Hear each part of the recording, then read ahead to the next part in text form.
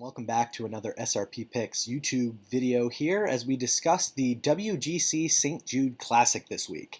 Not only is it a great opportunity for the players to come out and play against some of the best in the world as the top 78 in the world golf rankings get into this tournament, but it's also a great week where we can reflect as golf fans and as just people in general on a pretty great cause, which is St. Jude Hospital. Obviously, the PGA partners with them to put on this tournament. St. Jude puts some of the proceeds into this tournament, and in response, all the money that the PGA gets for the given week is given to the St. Jude organization. So it's always a great way for the PGA to give back to the surrounding communities in which they play.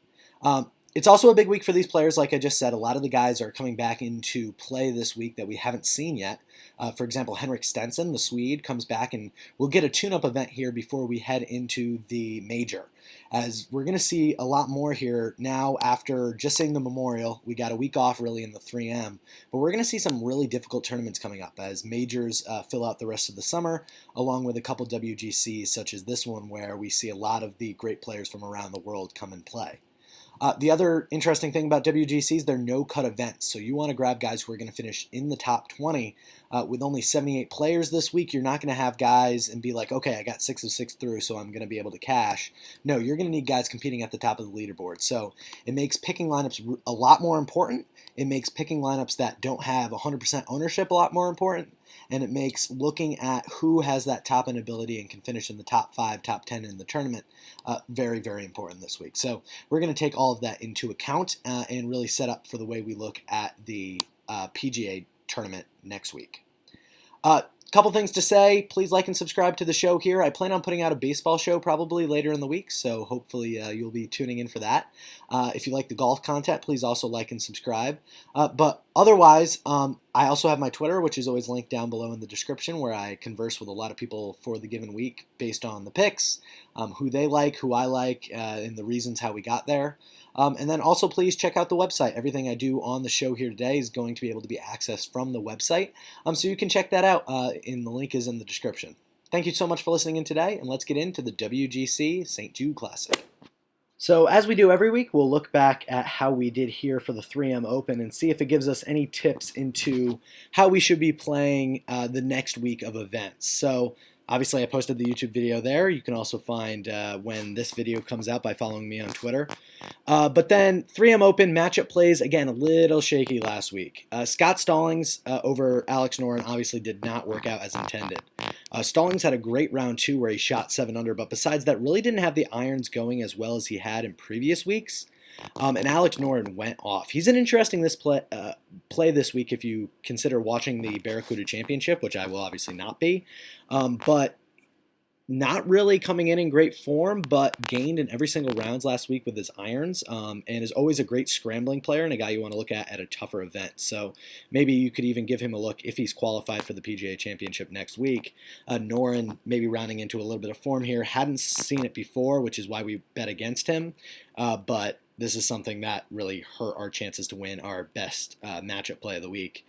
Grillo over Lewis did hit. Emiliano Grillo shot really, really well. He didn't lose a ton putting. He actually was losing with his irons in the first 2 rounds, which was a surprise, before rounding back into form on the weekend without losing the putting ability. So maybe Grillo, another guy who's playing at the Barracuda this week, another guy that you might want to take a look at in a much weaker field than he played at the 3M Open. And then Will Gordon over Patrick Rogers. This looked good on the first day. Rogers did shoot a -4, but Will Gordon shot a -3. He was right up there. And then the irons fell apart. That's the thing with this young player. Like we said, he's very much Matthew Wolff type where he needs a little time to round into form. Wolff, very inconsistent. Obviously, great week last week, and he's on a great stretch right now. But when Wolff is down, his irons are just not being hit at what you need to do to win a golf tournament, or in this case, win a matchup, and Gordon was not able to do so over the round 2. So, again, a little choppy with the matchup plays. DraftKings ended up turning out okay. I know I didn't post the pick here, but we went with Finau, who obviously finished top 3, Glover, who missed, and that was really harmful for our lineup, because we also had Hama, who finished top 3. We also went with, oh my gosh, who else was in it? Oh, Shank, who played pretty well last week. I believe finished tied for 32nd, and Cameron Tringali, who played a really good week last week as well. So DraftKings has been a little more successful for us over the past few weeks. Maybe I'm going to look a little bit more into doing that for this week, so make sure to tune into my Twitter to check out when I end up making those plays. But especially at a WGC, it's kind of tough with the matchups because everyone is coming in such great form, as we'll see on the shots gained sheet. But I think that the matchup plays will start to round back into form soon. So now we'll look at the important categories for the given course this week. And as expected at a WGC, this course, despite playing as only a par 70, it's going to be fairly long as compared to other par 70s that we've seen. I believe it's been reported that 5 of the par 4s on the course this week are going to be over 450 yards. So I'm not going to be surprised as we go through here to see longer iron players normally succeed. But one thing you have to be able to do, it's not going to be as penal as it was last week or 2 weeks ago at the Memorial Tournament, but hitting it in the fairway is of utmost importance. And really, that's not something that's easy to do here at this event in the past. As you see, even when this wasn't a WGC, only 53.7% of fairways were hit. Now, this number did go a little bit up last year as they changed around the course to kind of play a little bit more difficult, but just a little different in general to the way it had played in recent years when it was a full field event. But you can expect that this course will be very difficult to hit the fairways in regulation. So you want to target guys who are not only good off the tee and long off the tee to tackle those par 4s, but are very accurate as well. So shots gained off the tee is going to be targeted in a big way this week. A lot more focus is going to be placed on that than it is in other weeks. Obviously, approach is also going to be really important. As we look through here, for the different approach category that is going to be very important this week, what distances normally are required from the players. Normally doesn't come from 200 plus. 175 to 200 is going to be interesting because of those long par 4s, very a la Memorial Tournament. Obviously, you see here this is down to about 22nd, but a lot of these holes have been extended. So I am targeting this higher approach range. But as you see here, this was the stat that popped off most interestingly to me. 150 to 175 yards was 30.5% of approaches came from that range, which is easily highest on the PGA Tour. It's highest by a good 1.4% over the Memorial Tournament. Guys you saw compete well 2 weeks ago are likely going to be back here, which makes sense, right? Because the Memorial Tournament was a long, difficult course, and this course is not going to be as difficult, but it's also going to play very long. So 150 to 175 yards going to be a target range for us. Also going to target a little bit of a longer range as well, despite the fact it doesn't pop up in the stats. 175 to 200 because of their wanting to kind of grow out a lot of these holes and these par 4s and play them longer. 125 to 150 on some of the shorter par 5s is normally a layup spot for these guys. And as you work down, obviously not as many from the lower ranges. So 150 to 175, the key yardage this week. That's the most common yardage on the PGA Tour. So you're going to get a lot of guys who are great with the irons. And what you're really going to have to look for this week compared to other weeks is the fact that there are a lot of blow-up opportunities on this course. One of the wettest courses on tour when it comes to how many water hazards are here at the event. So you're going to have a guy who not only hits it accurately a lot of the time, he's going to have to be a guy who knows how to avoid troubles, not going to take on too much risk early in the rounds until he really needs to, just because it might be a little scary if your DraftKings or 10-to-1 play in the betting market starts ejecting themselves from a tournament by hitting a lot of balls in the water. So make sure this week you're targeting guys 150 to 175 yards, good off the tee, and are going to avoid water hazards on this course. We don't really have a stat for that, but guys are either consistent or inconsistent, and I would really target those 25th percentiles this week when it comes to ball striking so that we know these players are going to avoid getting into heavy trouble. Now we'll get to the best part of the video, looking at the shots gained numbers. So in previous weeks I'd explained the colors. I'll explain them again. I got a couple questions last time about what each of the colors meant. So green is top 10 for a given category, and these categories are sorted into percentile numbers. Yellow is top 20. Normally we'll have a blue, which means top 50 in the field, but with only 78 players, I didn't feel like that was really an appropriate display, given that top 50 just basically means your top 75th percentile in the field, which is not very difficult to do. And then we also have red, which is sub 50 in this field. So anyone who is below 50th rank gets that designation, which means they're just not as good as the others in that category. And given that shots gained is a really relative number, I feel like this is a good way to look at not only the person who is doing a good job gaining strokes, but gaining strokes compared to the other players who also compete at tournaments like them is really, really important. So seeing how many shots they gain compared to the rest of the field, I think is a really good way to see who has a great chance to win this week. Going immediately to the top, as we do, we obviously sort by DraftKings pricing, and we're going to start with the 5 guys above 10K this week. I was a little bit surprised when I saw the pricing come out because Jon Rahm, Rory, Bryson DeChambeau, all above 11K, which normally in a field like this one, you'll get a little bit of flatter pricing and normally not get 3 people placed above 11K. Normally maybe you'll get 1 and 2 guys in the high 10s, but we get 3 in the 11s this week. Obviously, Rahm in his last start got a victory. Bryson in his last made cut got a victory, got cut at Memorial, but won the Rocket Mortgage. And Rory McIlroy is, if he's not the best because of form right now, he is one of the best players in the world.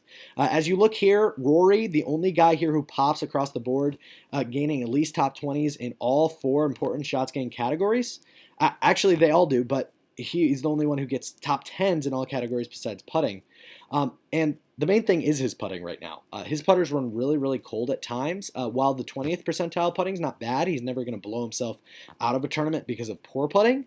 His ability to score a lot has been diminished by the fact that his putting is sub 50 in this field when it comes to his 75th percentile. This is normally a guy who's a pretty solid putter, so I wouldn't be too shocked if this starts to come back into form. I was hoping to see Rory more towards a high 10K, which is what we saw last time at Memorial. Unfortunately, it's been priced over 11K. Probably can't roster many guys above 11K. And by roster a lot of guys above 11K, I mean I'm not going to have a lot of lineups where I start at 11K, but if I had to choose one of them, I'd like Rory. Bryson, listen, I love Bryson, but his bomber mentality works at a lot of the courses where it's very easy to get up and down out of the rough. And while, again, this will not be the effect of Memorial, where Bryson had a really difficult time after hitting drives, hitting his second shot in, I do think it's going to be an issue when it comes to the fact that this is going to be a difficult course. It's going to play a little bit harder. So I don't know if the bomb and gouge strategy is going to work. I know it's not going to work next week, so I think Bryson will practice laying up a little bit this week, which diminishes a lot of that top 25th, top 50th, top 75th percentiles in his off the tee game. I mean, if you look at his off the tee, and if we sort by off the tee numbers, he's gaining 6 strokes on his 75th percentile, which is more than a stroke over any other player. And compared to the guys who's going to be competing against, no offense against Cameron Champ, but he's not at the same level as a Bryson. He's 1.8 strokes above a player like Xander in his 75th percentile performance, which is just not sustainable on these types of courses. So staying away from Bryson. Rahm, coming off a victory. Listen, he's a guy who can get really hot. We've seen him sustain good form for a while, but I don't think his irons are yet really there. He didn't gain a ton with his irons in his victory, really did a lot of it around the green and putting along with his off the tee play. And while that's something that is replicable on a course like this one, I'm going to tend to go away from Rahm, especially when he's the highest priced guy in the field. So out of the guys above 11, I like Rory. I'm really looking forward to playing some JT this week at 10,700. I think putting him priced, 300 below Bryce and 500 below Rory and 700 below Rahm is kind of a shot to the type of player he is. He's one of these guys up here. He's going to hit a lot of irons out of the guys above 10K, the best 75th percentile iron player, and the best iron player just in general, according to the stats this season. So I'm going to have some JT this week. I enjoy playing him. He always fights regardless of the position he's in. And without a cut, I think he's going to have a lot of opportunities to get birdies and really give himself a great chance. And because of that, I'm probably going to stay away from Patrick Cantlay, who has been good, but I just don't know if he has the win equity of some of these other players. So out of this above 10K range, probably going to play Justin Thomas the most out of any of these guys if I'm going to start my lineup here. And then probably go Rory, Rahm, Bryson, Cantlay, but my main 2 starting points, if I can stomach Rory and find a lineup with him, probably Rory, and then but Justin Thomas is going to frequent the head of a lot of my lineups. So now we drop down from the over 10K to the 9.9 to 8.5. I like grouping these guys in a range because this is normally where a lot of people, if they're going to start their lineup above 10K, or even if they're not, you're going to have 1 to 2 players from this section. At least 1 to 2 players, because if you're making a more balanced build, maybe you even get 3 in there. But most of the time, you're going to start with a guy probably above 10. Most lineups start with a guy above 10, drop to around the low 9K range, high 8K range, and then drop below that. So this is targeting a guy who's either going to be the 1 or the 2 on your roster. Webb Simpson. Par 70, which is normally more of his jam. Still a little bit of a longer par 70, though. 9,900 is a great price for a guy who's just winning recently, right? He's just going out and doing what he does. Best putter from this range, I think by far. I know Bryson's 75th percentile numbers a little bit higher, but a guy who's just going to come out there and putt consistently, Webb Simpson, he's your guy, especially on Bermuda, which this tournament is. But I'm going to stay away from him. A little bit of a longer course normally scares me. Doesn't go super long off the tee. And just in general, his off the tee game's just, I don't think, good enough to compete here. He's the first guy we see fall under the top 20 up at this price range in off the tee play. So Webb, not going to have a lot of him this week. Xander Schauffele, I'm going to roster. I don't normally roster Schauffele that much. Normally his 75th percentile numbers normally not that great in years past. And that's normally where I like to go when I pick a guy at the top. I like the top end finishes, but Xander Schauffele loves no cut events. Off the tee, he's top 10 in this field in both 50th and 75th percentile numbers, and his approach game's gotten a lot better. You see him top 20 at least in every single category. His putting's not great as of late, but it can get really, really hot. And his around the green games, solid enough to compete here. So I'm going to roster a lot of Xander this week, definitely a lot more than Webb, and possibly could be the 2, or I could even see a lot of lineups starting at this spot and dropping down and picking up 2 more guys in this range. I'm going to skip over Tyrrell Hatton because the off the tee game again, he gets himself into a lot of trouble off the tee, and this is a course where you can't really do that. The fairway's not only pretty tight, tough to hit, but and if you don't set yourself up in great positions, off the tee here, you're going to really struggle on these longer holes getting it to the green. And those approach numbers that you see from him, which are, top end in this field, are going to have trouble getting back to that point if you're hitting out of the rough every single time. So staying away from him, dropping down because I love the guy below him, Daniel Berger. Again, not great off the tee numbers, but he's going to save himself because, he's top 20 in the 25th percentile off the tee numbers. His approach game's been there, his around the green's been there, and his putter's been super hot. This is a guy who loves this event as well. 2-time winner before last year. So he had won in 2017 and 2018 when this was not a WGC. Now he's one of the class of players that I think can definitely win. Obviously at 9,600 he's being priced like one. Probably not going to roster him as much as Schauffele, but he's a guy I really like this week. Great course history compared to a lot of the guys who may have not played this course much until 2019 when it became a WGC because of its lower field events in the past. Morikawa, another big play for me. Red hot form, red hot irons, I can jump all on board. The big question for me is he going to be able to scramble enough? Obviously that around the green game is always a question, whether it's going to pop off and be that top 20 75th percentile or be poor and be the sub 50 25th percentile. Always up for debate. At a tougher event, that's always interesting, but this is a guy who, competed really, really well, won the workday. And is a guy who, can compete at these events. Colin, probably not going to play as much as either of the two, but definitely a guy's going to get my look. Victor Hovland, great. I don't know how he's priced under Colin Morikawa, considering he's played better at tougher events. Again, probably going to stay away, just a young guy at a WGC. I'm going to take guys who I know are perennial winners. Dustin Johnson, though, perennial winner, but I'm staying away from him. He's been absolutely terrible since his win at the Travelers Championship. So I'm going to definitely stay away. Also, you see a lot of red numbers. First guy besides Morikawa and Hovland's around the green play where we've seen red numbers pop up, and I think actually Rory's 75th percentile putting, but which is normally not a good thing, especially in the ball striking categories of approach.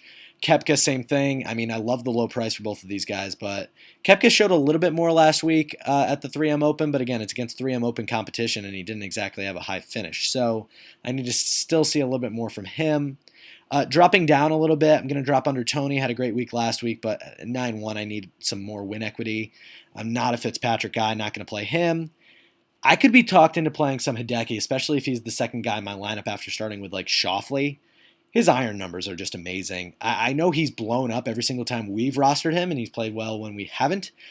This event seems to line up for him. It's going to be that mid-range score of about -13, -14 as the winner, and that's a number Hideki can get to because he's going to give himself birdie opportunities. The question is, can he avoid bogey? I think that he can here. I think this is going to be a ball striker's paradise, especially good long and straight hitters, and that's something Hideki can do with his top 20 50th and 75th percentiles off the tee, and top 10, 25th and 75th percentiles in approach. So I'm going to roster some Hideki this week. Pat Reed staying away with the long course. Fleetwood didn't look great last week, and his irons aren't great long term, staying away. Gary, I'm going to stay away. He can blow himself up off the tee as of late. And Billy Horschel, how he's priced at 8,500, I have no idea. So probably the guys from this 8.5 to 9.9 range. I'm going to focus on the high nines and low nines, rostering guys like Schauffele and Berger. In the low nines, probably like a Morikawa or a Victor Hovland. And then in the high eights, I like Hideki and probably Gary out of those two. Probably Hideki much more, though. And probably out of this area, I'll probably drop after that into the lower eights zone. I'm also fading guys who haven't shown great recent form like Tommy Fleetwood, Brooks Koepka, and Dustin Johnson. We'll drop down after that to the 8,400 to 7K range, and this is a little bit more of a diverse range. So these guys aren't going to really be looped together as the second player in your category. Some people are maybe even going to fill out their rosters with everyone in this category, given that they don't want to drop below the 7K range. And this week, if you look down below the 7K range, there's a lot of red, and we're going to get a lot of guys who aren't in great form since the break, aren't in great form this year, or just aren't as good as the players at the top in general. So this week, I do suggest more of a balanced build. While the pricing isn't as flat as it normally is for us, and what we might get at the PGA Championship, I do suggest that there are a lot of guys here in this higher 8, higher 7s, lower 7s range where I can stomach rostering them and might not be able to stomach rostering a guy lower down in the field. So make sure to give these guys a look. There's also some players who we didn't have full stats on, so guys like Seabong, who's going to be 6,000 coming over from Denmark, Victor Perez, a popular play from France. I think also a couple of the English guys coming over we didn't have. Sean Norris, I think, was one of them we didn't have stats on. So there are a couple guys down here. If you are really versed in European Tour golf, one, start playing a lot of European Tour golf events. I've heard they're a good way to try to make money on DraftKings. But two, don't have their stats, so I would give them a look down in this range as well. But for the guys we do have, 8.4 to 7K, Abraham Answer to Kevin Kisner. I'll start with Answer. A guy last week we didn't see. No, the week before we saw him at Memorial. Made the cut and struggled on the weekend. This course is going to fit more of his game. He can't get into as big of trouble. And for Abraham Answer, it was the par threes, where he didn't only hit the ball into the water, he also found spots on the par threes where I don't think anyone has ever traveled to. As a guy who was following him because we had him in the lineup, he hit into spots on those par threes where we didn't even see him. Like he was in the trees, chipping out. It was pretty dangerous for him. He was able to avoid enough big numbers that held him back. He birdied a ton of holes, but the blow-up candidacy is still there. What I like about him is he's just consistent, right? He's going to put up solid OTT and approach numbers every single week, not going to kill you with his around-the-green game, and his putter can get hot. Kind of the making of an all-player that we need, and at 8,400, price around guys like Billy Horschel and Ricky Fowler, who haven't really sniffed tops of leaderboards as of late, I'm going to take Abraham Answer. Still really good on approach compared to the other guys since the break. I'm going to take a shot on him this week. A longer course, this kind of fits his kind of persona as a ball striker. I'm going to take some Answer this week. Dropping down, we have Ricky Fowler, going to stay away. Iron's still not there, and on a longer course, I don't normally love him. The major next week is going to be an interesting one. I think that he's a guy who's a lot more live, much like a guy further down the board. Actually, the next three guys, really. Fowler, Day, and Spieth, much more live when they're playing at courses where the winning score is going to be -10, -11, as opposed to the -13 and -16 we're going to see this week. These are guys who are great scramblers, great putters, but not necessarily guys who are going to give themselves a ton of birdie opportunities, which a week like this one might not hurt you. You might be able to sneak a made cut, if not, a top 30, top 25 in there, but not the high-end equity I need for a guy who needs to score -16 to win this field. So staying away from Spieth, Day, and Fowler in a row, which means I'm going to probably have a lot of Answer and a lot of the guy below him in Sergio Garcia. Garcia, when he misses off the tee, has been really bad, but as you see here, top 10 in all three important percentile regions. The irons have fallen off a little bit after a really hot start, but the around the green game is still top 10 as well. And I think that all of those really add up to a great tee green player that you really just hope can pop off with the putter for a given week. Now, that has been few and far between, as you see bottom 50 in the field in all percentile categories for putting, including losing in every single category, including the 75th percentile. But I'm going to be on Sergio this week. I think this is going to be a ball striker's location where if you can avoid putting yourself in terrible spots off the tee and with your irons, you're going to be able to pick up a lot of pars, and that'll keep you in the tournament. And the birdie opportunities that you do have, not super difficult to putt on these greens. So I'm taking Sergio a lot this week, and I'm also going to drop down to Paul Casey at 7,800, another great ball striker who just hasn't done it with the putter as of late. Actually gained over a stroke in both rounds at the 3M Open that he missed the cut at when he missed the cut, which is very difficult to do, which means you lose a lot putting, and that's what Paul Casey did. He's been doing it as of late, and that's not a great sign, but as a guy who can get top 10 in the 25th percentiles for both off the tee and approach, and overall as a ball striker, just from the past and this season, is a top 20 player easily in this field. I like his top 20 odds this week, and I really like his top to win odds at 100-1. Maybe a little bit big of an ask for a guy who's come back and missed 2 cuts in his 2 events since the break, but I really like this guy this week. I think he's going to put up a solid event relative to what he's done recently. So Sergio, Paul Casey, ball striker extraordinaires. Matthew Wolff going to fade a little bit. Again, it depends on the irons, and I'm not willing to take the chance at a course like this. Leishman's intriguing. The off the tee game kind of leads me away from him. Same with Cooch. Sung J M 7,500. That's nuts to me. Also 90-1 to win, which is also nuts. I mean, this is a good player that's kind of just being downclassed, especially in DraftKings. Doesn't kill you with anything, right? He's not sub 50 out of any of these categories. The irons have just been so weak. Not exactly losing a bunch of strokes, but not gaining any strokes, really. He's just been sitting around 0. The off the tee game, though, he's going to be true. He's going to be down the middle, which is going to be interesting. If he can get those irons running hot, we've seen him finish top 10 at the Texas Open. What is it called now? Charles Schwab Classic, the first tournament back.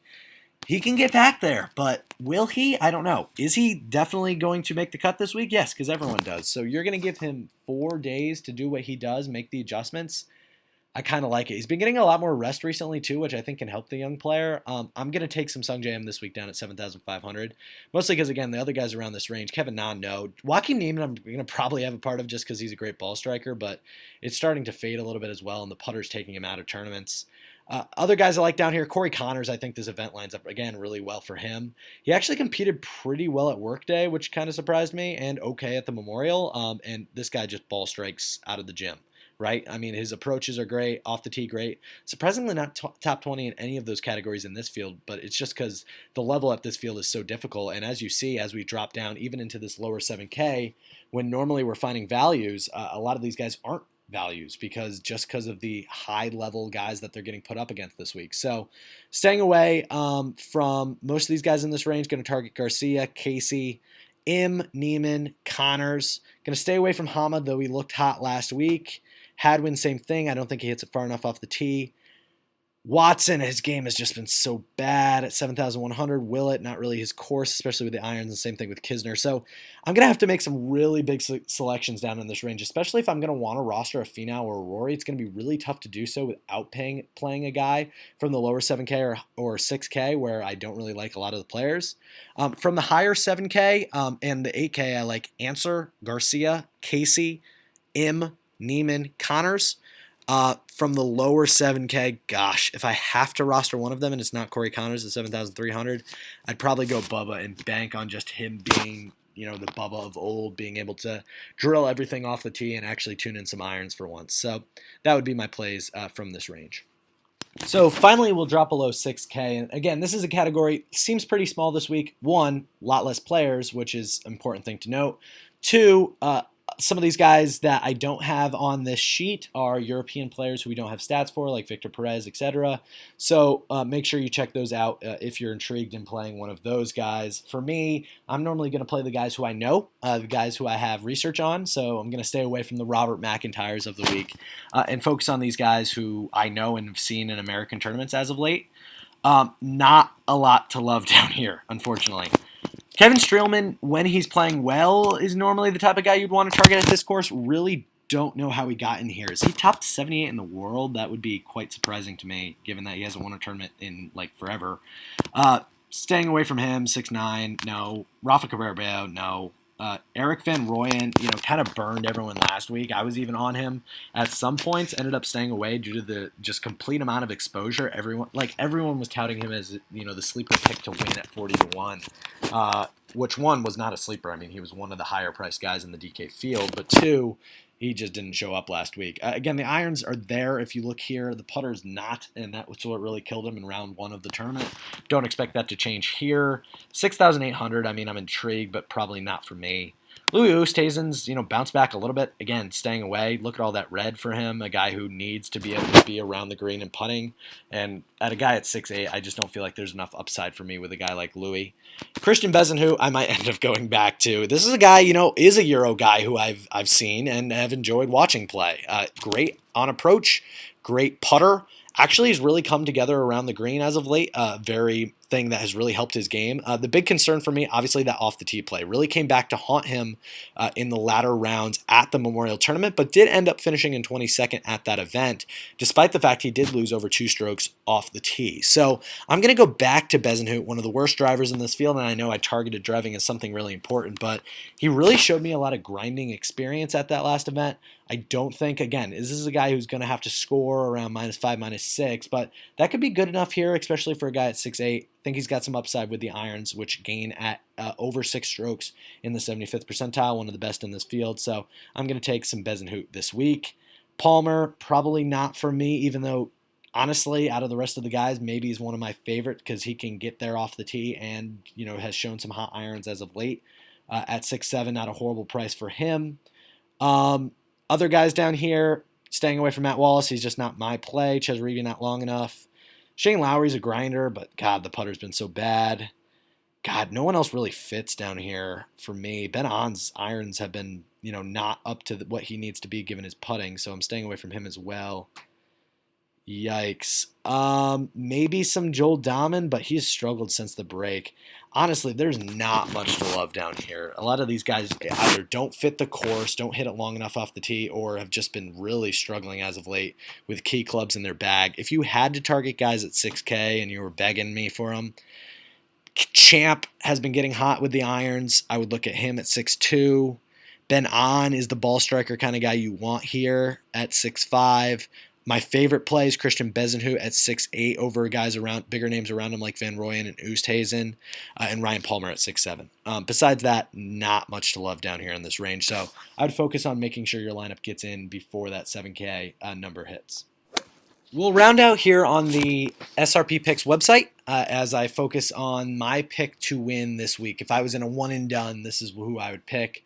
And I'm going with Xander Schauffele. Pops up at these WGC no-cut events all the time. Really good at having hot weeks, especially on the weekend. And if he's able to put himself in contention after the first 2 rounds, I think this is a guy who could get up and run away with a tournament such as this one. Has shown his ability to get really hot with the putter, which I think is going to be important at times this week. And considering Schauffele is a guy who can set himself up with enough birdie chances, not only is he a great price on DraftKings at 9,800, but in the betting market at around 28-1, that seems like pretty good value for him this week. If not Schauffele, a guy like Rory. Normally WGCs are won by big name players, so I'm going to be focusing a lot of my card and my DraftKings lineup with those guys, and then kind of filling in their surrounding spots, trying to, again, stay out of that poor 6K range and focus more on the guys 7K and above. So hope you really liked the video this week. Please like and subscribe if you did. Please check out the other videos on the side. I know they're a little old, but it's good to hear, if you didn't hear your player that you wanted to play talked about this week, maybe you can tune into one of those and kind of hear my opinion on them. You can also probably see the stats in that spreadsheet there. All of this stuff is going to be updated on the website coming up. We also have a lot of stuff we talk about on Twitter, so please follow me there at SRP Picks, linked in the description below. And please just continue to follow along with the videos. Really love what we've been doing here on the site. Hoping to get out some MLB data soon, so I really appreciate it if you continue tuning in. Thank you so much for listening in today, and hope you have a great week betting and watching the WGC St. Jude Classic.